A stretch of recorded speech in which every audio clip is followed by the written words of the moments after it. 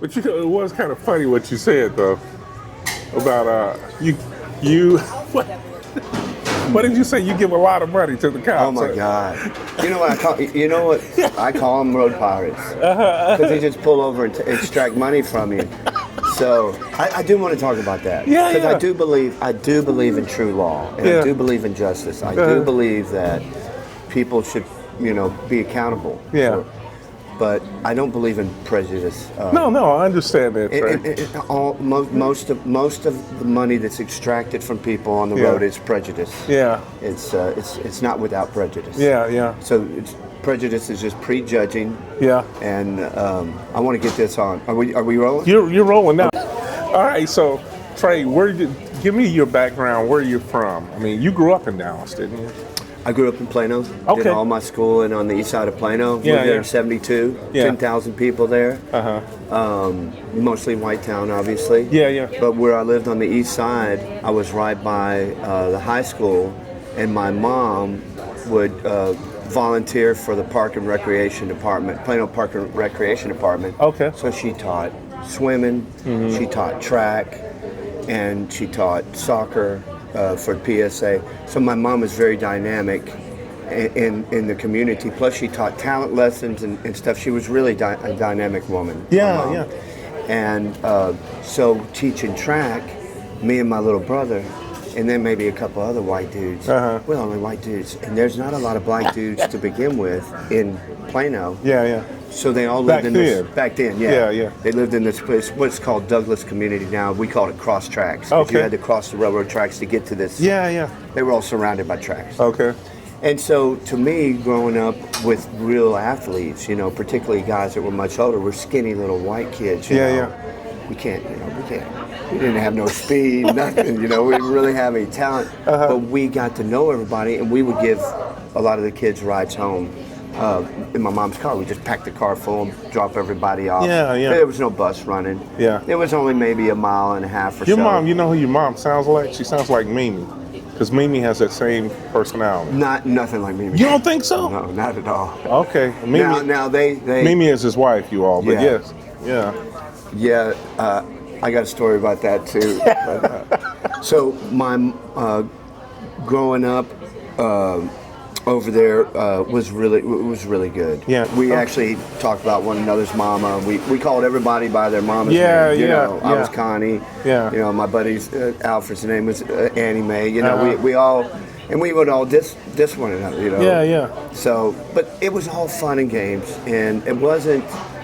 I feel like that era that we grew up in was just much more laid back. Yeah. Much more. Not so much stress in it. I mean, It was a different type of stress.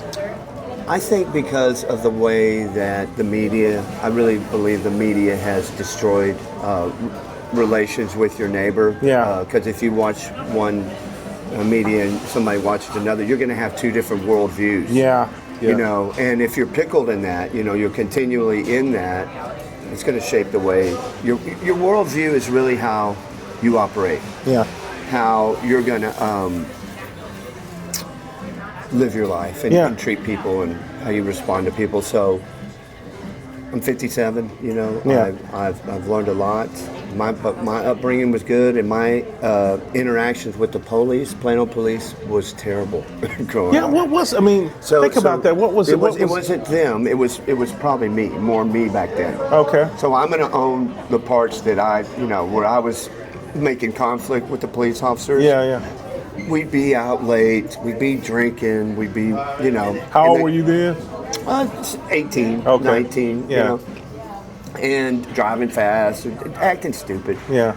My interactions with the police were not good because I was disrespectful. Yeah. I would talk smack, but I never got treatment like I do being nice to police officers now. Yeah. That I do, and so I've seen it change to where now that you can't just. It's very rare that I have a nice interaction with a police officer coming up to my window. It's already. Where you going, what you doing, already wanting to search my car. Yeah. And I got a little PTSD from police officers. Wow. So, because I've had them mess me over. Yeah. For no reason. Yeah. And I know that happens a lot to You're a working man. I mean, you're trying to earn a living like anybody else.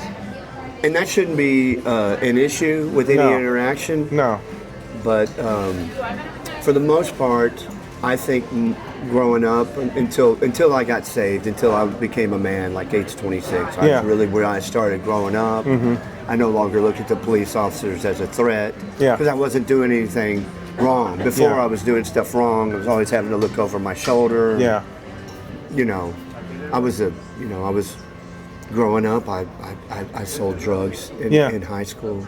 I was a womanizer. I was into all kinds of stuff, and so my life was not morally grounded. It was based on, I was making money. Yeah, doing other things. Doing illegal things. Yeah, illicit, yeah. So once my life changed, and there's no amount of money that could get me back into that, I began to look at police officers as a blessing, and I appreciated them. Started whenever I see a police officer, go talk to them and, say, I appreciate what you're doing. Just, letting them know that I'm glad they're in the community. So I really... your perception has changed then. Oh, for sure. For the better. Yeah. And I think it should. As we get older, we become more responsible, and I think it's a natural thing that happens. When you look at people screaming about the training for police, do you think police officers need more training just from your own experiences or what you've seen, or how do you? Well, I don't think any police department is training some, sociopathic narcissist that's got PTSD to be the way he is. Yeah. And so, before we get started, I love Leo. I love the Leo community. I love the military community. Yeah. And when I say that, I love all those that are good and doing the best they can and really trying to protect and serve either the nation or their community. Okay. I'm 100% for that. Okay? I'm glad. However, just because you have a badge and just because you have a tour of duty, you've been on tour as far as a veteran, does not mean that you're a good person. Interesting. And that doesn't matter. Really, none of that matters until you come in contact with somebody. Yeah. So when I saw a lot of good police were bunched in with a bad one or two. Yeah. And I saw public perception change because of the news media. And I do believe the news media in general is not pro-police unless they're like some type of conservative news source or something like you're doing. You're trying to build the community up with the conversation with knowledge, about with the conversation. Let's talk about it. And so I love that. And that there's more that needs to be done, but some people just hate for no reason, and they hate the police officers that are going to stop them from doing the bad stuff. Yeah. And that's the problem that I had. You're stopping me from doing what I feel like I need to do. Yeah. And that needed to be there, and I needed to learn that, and I did. And but I really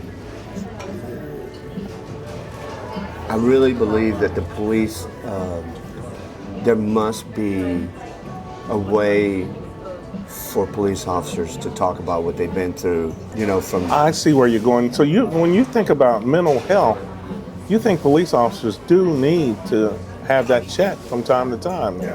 Yes, sir. Yeah. I do believe it's a mental health issue. Yeah. Because... What do you think leads to that? Is it because of what they see? Trauma. Yeah. Yeah, it's all trauma-based. And some guys are fighters, that join the force. They're down for the scrap. They have no fear. They welcome that. They can make really good police officers, really good soldiers. Yeah. Not everybody's cut out for that. Some guys are more cut out for the detective side, or the more the administrative side. There's a huge organization of all these police departments. Absolutely. And everybody has a place, a great part. Yeah. Not everybody's made for the SWAT team or the gang unit. Yeah. So you put some guy in there that, he just kind of thrust into it and wants to show that he has what it takes. He doesn't have what it takes because I think it affects everybody, but I think self-control is something not everybody has. and that's in any line of work. But because you have so many dealings with people, when you walk up to a car, you don't know what's going on. True. Eventually, you're going to have a bad interaction. Yeah. You're just going to.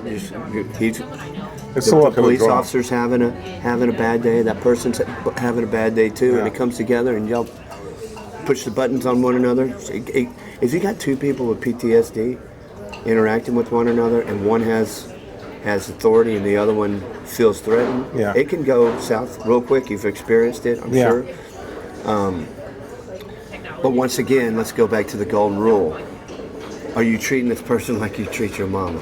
Yeah, your mama may not cut you up and down, but I like that though. I like that but the way you works. put it. It works really. If you walked up to the window and some dude's got a bad attitude, but then you just switched and go, your mom's having a bad day, or your sister, your brother, your son, or your daughter. If you can think about it like that, and I know that goes out the window with just life in general, and maybe.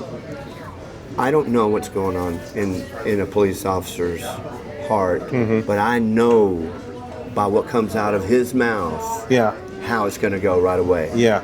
So I just shut down. Yeah. I just shut down. I'm not going to. I tell them straight up. I'm not answering any questions because you're already asking me what color underwear I got on. Yeah. Yeah. I mean, it's none of your damn business.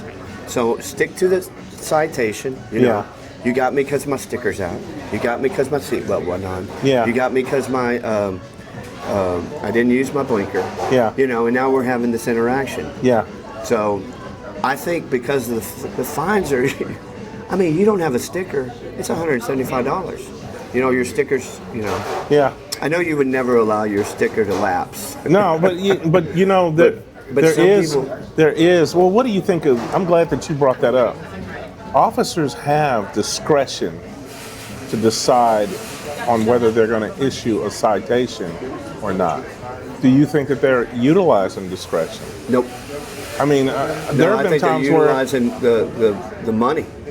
Well, I mean, it's a lot of money. There have been times where I stopped someone, noted what I stopped them for, and said, "Look, I want you to go get that taken care of." That's now. Wonderful. And if I catch you out here again, there will be a citation. Yeah, that's discretion. Yeah, that's a good warning. Yeah. Yeah. I think it's great. Yeah. But you haven't had that option. You haven't been given that opportunity. Yeah, I have. I've had them let me go on stuff. I had an old VW Bug I had to drive for last year, year before last, and I couldn't get it inspected, so I couldn't get my sticker. Yeah. And the thing was falling apart anyhow.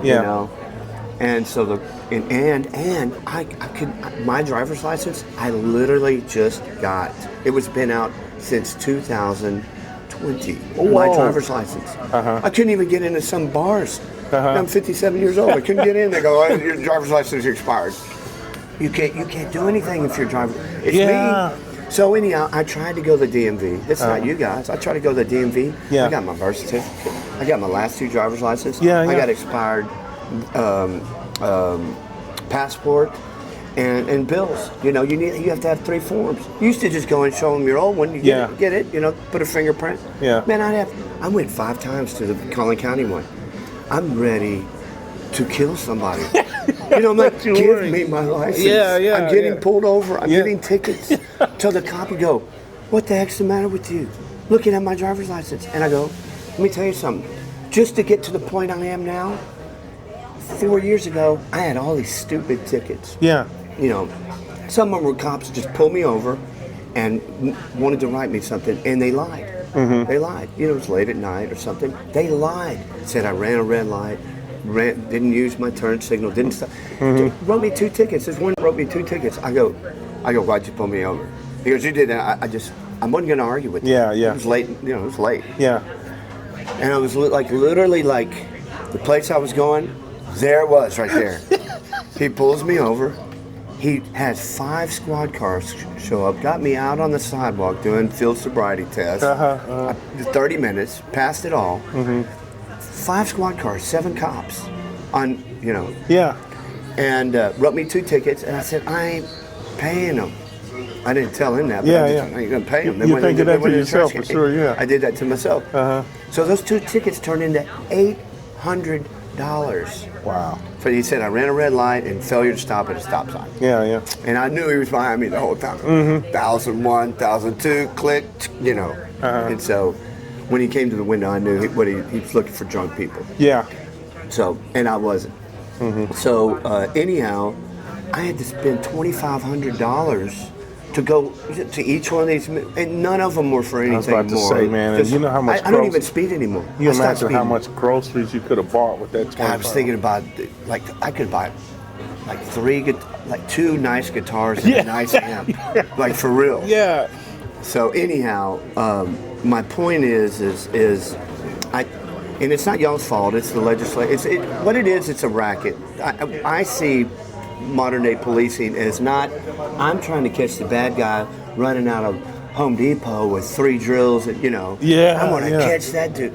Catch that dude. He's stealing. To me, that's much worse than me not having a sticker that's expired on my car. Yeah. Because I can't, I'm not spending $800 to fix this problem so this light will go off on my dash. Yeah. And that's not y'all's problem. You're just enforcing the law. Well, characteristics. You see all these young cops coming out. What characteristics? Because you're a citizen, man. You deal with these people. You see them. What characteristics do you think a police officer should have? And this is I think male being or respectful female? is number one. Okay. Coming up respectful. Yeah.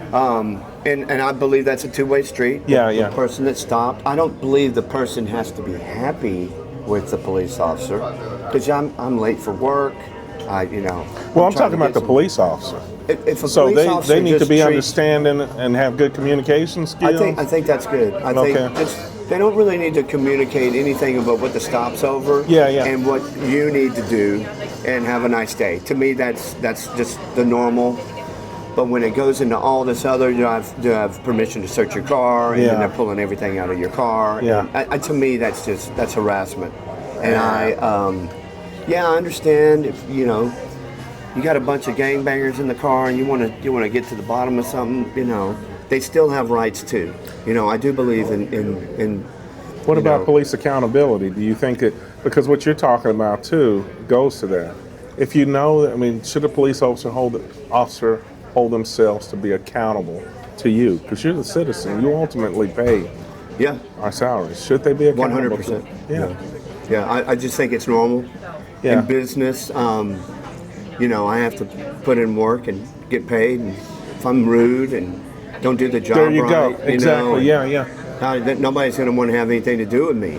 And if my only interaction with police officers is because of Class C misdemeanor violations, basically traffic violations. Which to me, and we talked about this word, prejudice. Yes. Prejudging. So the whole reason that I wear the seatbelt is what the law says is to protect me. Yeah. Well, who did I hurt by not having it on? Did I hurt myself? I can understand if you get in a wreck and you didn't have your seatbelt on, write that ticket. Yeah, we're going to put this on because you didn't, whatever. You're going too fast and you ran off the road, write that ticket. Yeah. Because you did something. It's not because I was going fast, I could have hurt somebody, so therefore somebody else gets to extract money. Makes sense. This is the age-old argument. Is this really about making the community safer? Yes, if you're driving with, you got 500 guys on bikes, revving it up, and they're stopping in an intersection and get them dudes. Yeah. They stop the whole highway. Yeah. Go after them dudes with a vengeance. Bring the helicopters in, zoom in. Go write them those tickets. That is wonderful. Yeah. Because you're endangering people. Yeah. But me going 10 miles over the speed limit, is, and you had to do 20 miles an hour to catch up to me. Yeah. It's not a moral issue. It's about money. Yeah. So I'm about the moral side of law enforcement. Thou shalt not steal.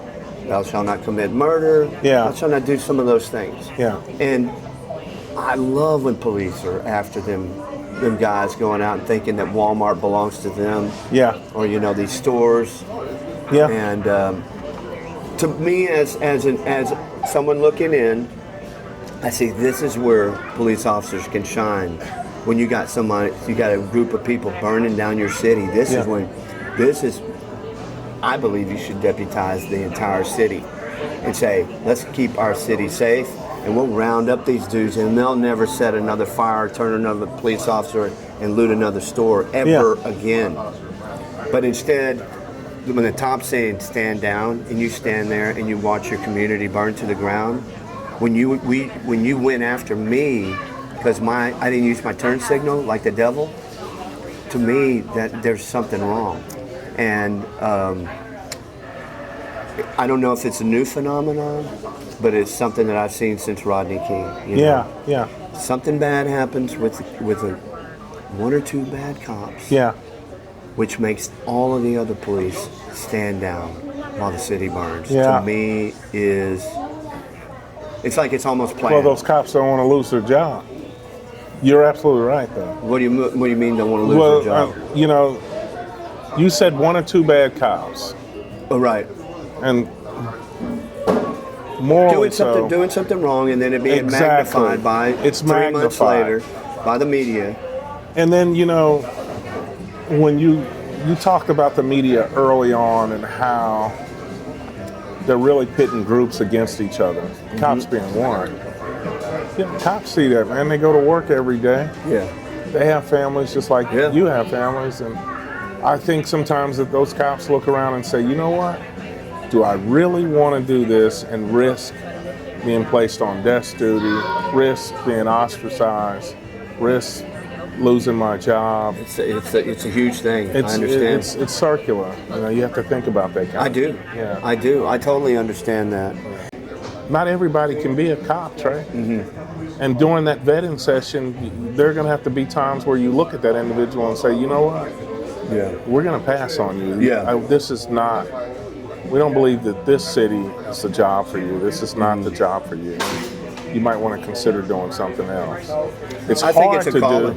Do. Yeah, I do. I think being a pastor is a calling. Yes. You know, just get into it because I think this sounds good. Being a teacher, you really got to have a heart. And you see the guys that shine. Yes. You see the guys that really care. Growing up there in Plano, the cops they gave them these Dallas Cowboy cards back in the 70s, and it had the player. They were made by the Plano Police Department. Had the phone number and everything. If you need any help or anything, had a little bit of stat on the back about the player.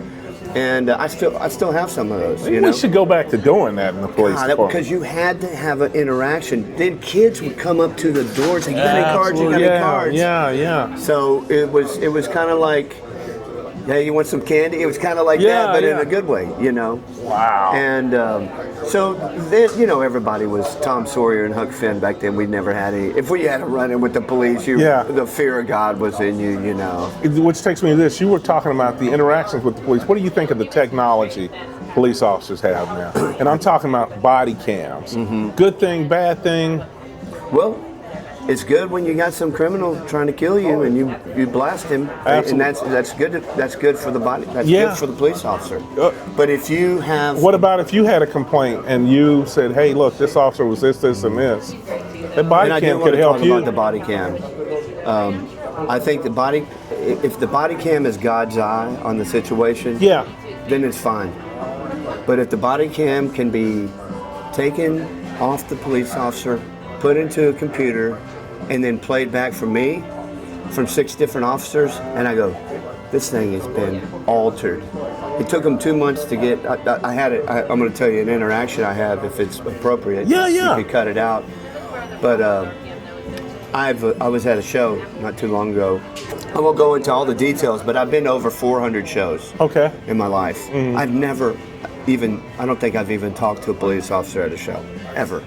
And I want to say, in my 20s, I was at some shows pretty out there. It's a music show? Yeah, concert. Okay. Yeah, like at Reunion Arena. Yeah. Hundreds of shows. Yeah. And I was drunk out of my mind at some of them. But I never even had a police officer say, hey, never. Yeah. Never. I've never had, or even a run-in with too many security officers. Yeah. Go to a show with about 4 people, a rock and heavy metal show, old guys, Judas Priest. Yeah. Go in, got separated from my friends, so my seat is up here. It was on my ticket's on my phone died. And I didn't know man, when you're not with your phone, God, it is like, what's going on? I didn't know what to do. So I kept trying to see where my friends were, and I ended up bumping into this. I didn't bump into him. This security guard was like right by me, and because I knew I went to my seat before, and then my phone died. I couldn't get back in.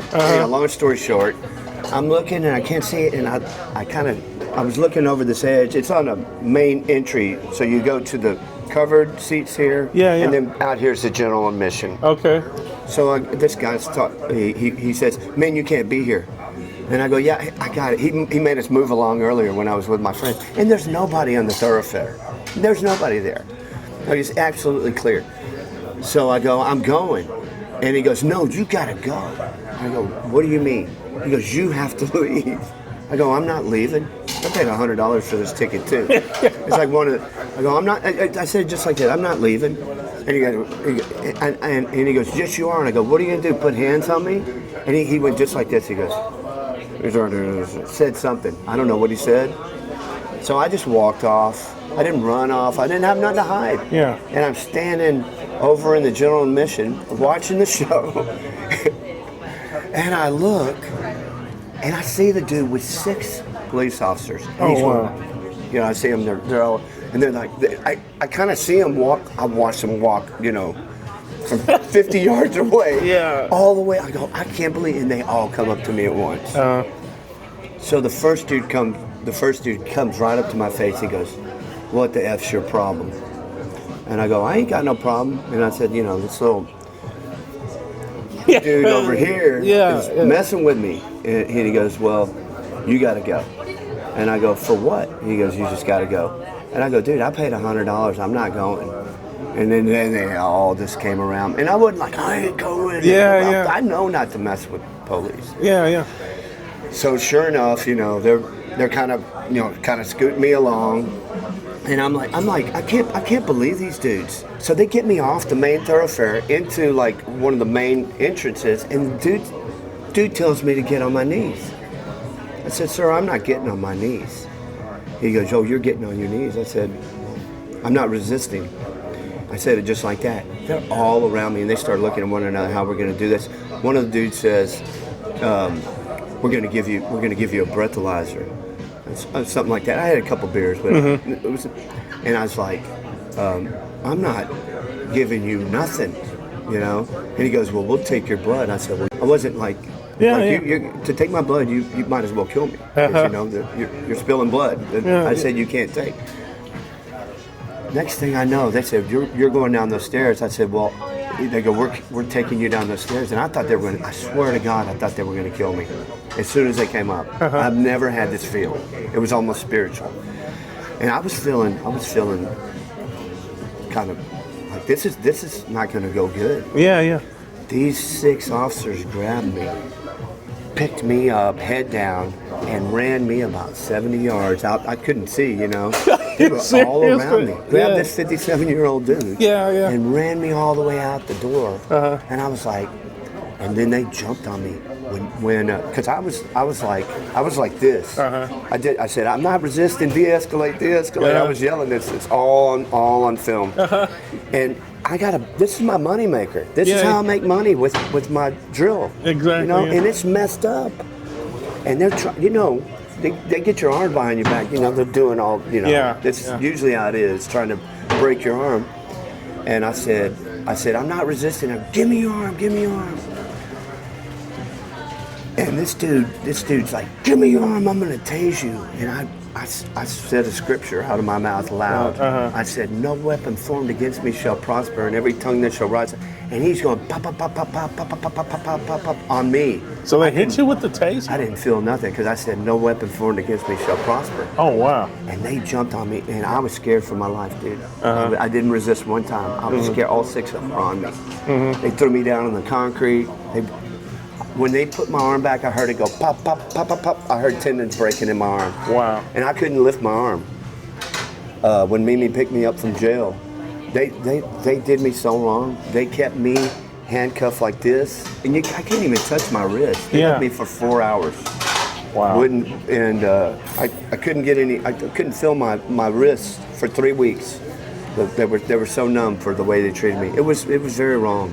I'd never been done, even in my worst criminal days, was I done by police that bad. Never. So the department, I ended up calling their internal affairs division and said, hey, if this is the culture you guys are running, you got serious problems, man. Yeah. You're gonna your department's gonna be in jeopardy here soon with E6. So when I went to watch the film, which took them you're looking 2 at months, the video. That's what I was going to ask. I said they were going to get me for public intoxication, and I'm like, I didn't do anything that was not in danger to me or anybody else, And they took a while. I said, I need to get those tapes, and they go, well, you can only review them with the prosecutor and attorney in the courtroom, and I can't bring no recording devices or anything. So I was like, well, so when I watched it, they doctored every one of them. They cut all kinds of stuff out. They even had my voice saying something I didn't say. Oh wow! So So they said that when they had me on the ground, I heard my voice say, "I'm intoxicated." I never ever said that, and they had my voice saying it. So I was like, I'm not going to fight it now. What are you going to do? You got this, and it looked. Everything they did made me look bad. They didn't show the whole thing. Yeah, they had the timestamps on there. Yeah. And I don't know if that can be altered, but these police officers looked really, really bad the way they treated me. And they made me look like the one that was bad in the video. Because it wasn't the same video.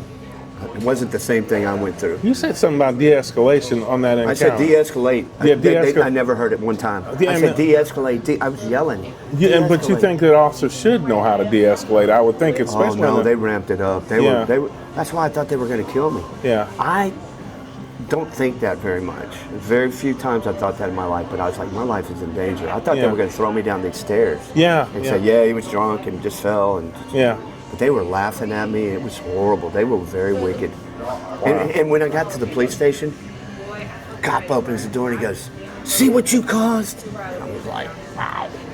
Wow. And then they had 6 of them on me in the holding cell. It was like I was a threat to somebody, I was yelling because I was hurt. I mean, I was in pain. They left me cuffed for 4 hours. Who wouldn't be yelling? Yeah. Have you ever been cuffed and you get it on the... There's a nerve elbow, right there. Boy, they had it tight. I couldn't move. On the wrist. I couldn't move. So anyhow, that was my worst Well, we know interaction. what your stance is on police de-escalation. That wasn't a situation that they employed de-escalation very well on. I mean, if you're fighting fire with fire, I understand. Yeah.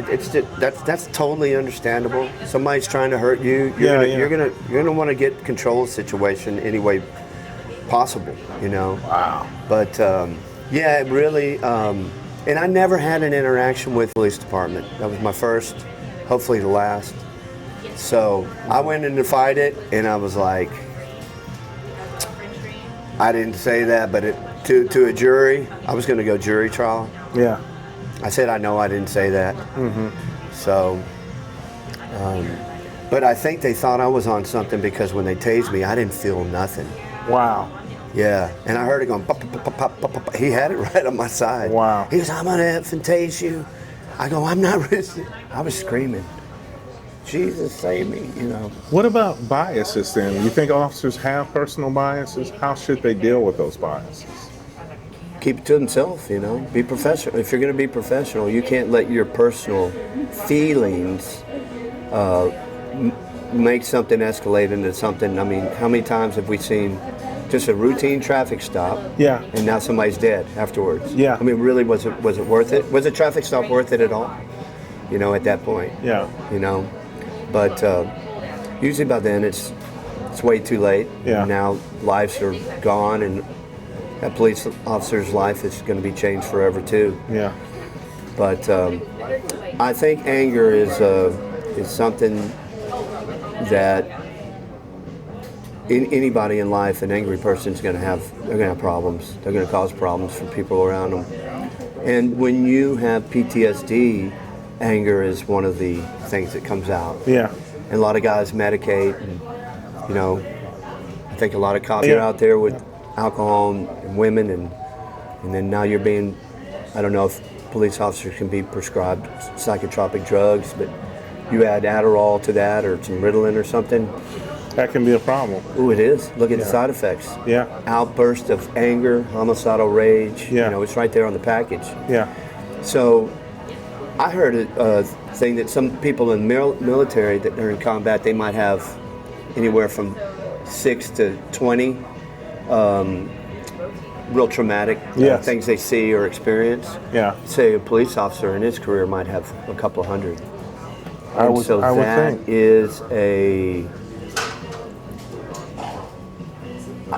I really think the only, me personally, the only healing of PTSD has to be from the Lord, you know, like it's something supernatural that He Yes. does, where He takes away that trauma is trauma with prisoners and trauma with police officers, and you mix those two together, and you got guys that have been on the streets and been in prison, you know, and then they're back on the street, and then officers have to deal with them.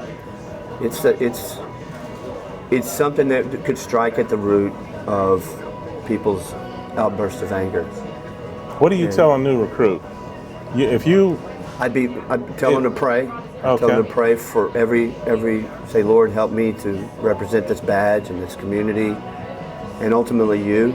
I think the best guys are going to be Bible believing, following, doing Christians. Yeah. That's what you want at any job, you know, particularly when it comes to the ability to bring deadly force. There is a time for deadly force, you know. There is a time to lay down your life for your neighbor, and it's the greatest love that's out there. So once again, to confirm my love for the Leo community, I believe y'all should be started at 100 grand a year, and be able to work up to about 150 or so. The retirement, I think it's good. I think your benefits are good. Yeah, I think you deserve that, though. And teachers, too. I think teachers, I think it would change.